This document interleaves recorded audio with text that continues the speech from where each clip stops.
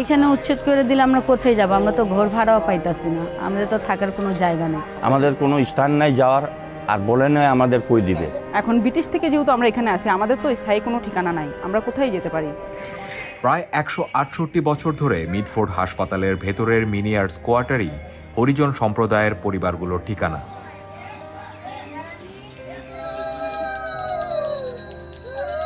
প্রজন্মের পর প্রজন্ম তারা হাসপাতালের পরিচ্ছন্নতার কাজ করে আসছেন, কিন্তু হাসপাতাল কর্তৃপক্ষের দেওয়া এক নোটিশে এখন সেই মানুষগুলোর মাথার ওপরই নেমে এসেছে উচ্ছেদের শঙ্কা।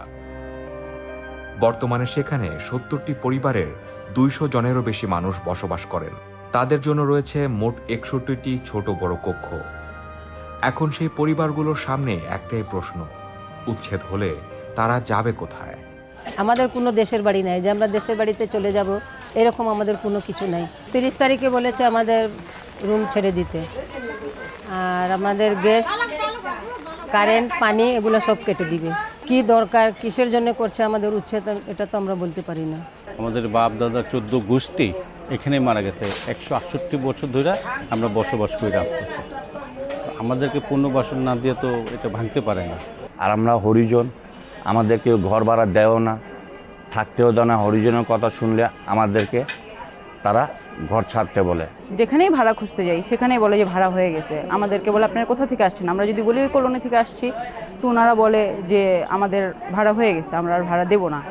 আমরা অনেক বছর যাবত এখানে আছি, 168 বছর যাবত এখানে আছি। এখন আমাদের তো এটা স্থায়ী ঠিকানা হয়ে গেছে, এখান থেকে আমরা কোথায় যাব? গত 30 জুলাই হাসপাতাল কর্তৃপক্ষের দেওয়া এক নোটিশে জানানো হয়, আগামী 30 আগস্টের মধ্যে মিনিয়ার্স কোয়ার্টার সহ আশেপাশের আবাসিক এলাকা খালি করতে হবে। স্বাস্থ্য মন্ত্রণালয় ও গণপূর্ত অধিদপ্তরের নির্দেশনায় হাসপাতালের কয়েকটি ভবন অপসারণের সিদ্ধান্ত নেওয়া হয়েছে। তবে এই নোটিশে বিকল্প পুনর্বাসনের কোনো পরিকল্পনার কথা নেই।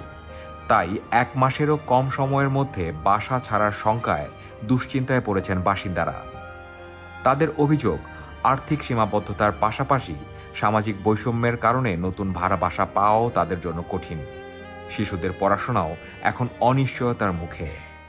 আমরা যদিও এখানে অনেক বছর যাবত আছি, আমাদের স্থায়ী যে ঠিকানা সেটা তো এখান থেকে অন্য কোথাও নেই। আমরা তেমন, পরিবারের লোকরা তেমন চাকরি বাকরি করে না, তাদের তেমন আয় নাই যে আমরা বাইরে গিয়ে থাকবো, বাচ্চা কাচ্চা নিয়ে তাদের পড়াশোনা করাবো, এমন কোনো নেই, আমাদের ব্যবস্থাপনা নাই। ওনারা তো আমাদের বাচ্চাদের লেখাপড়া যে এখানে ফাইনাল পরীক্ষা সেইটাও সময় আমাদের দিতে চাচ্ছে না।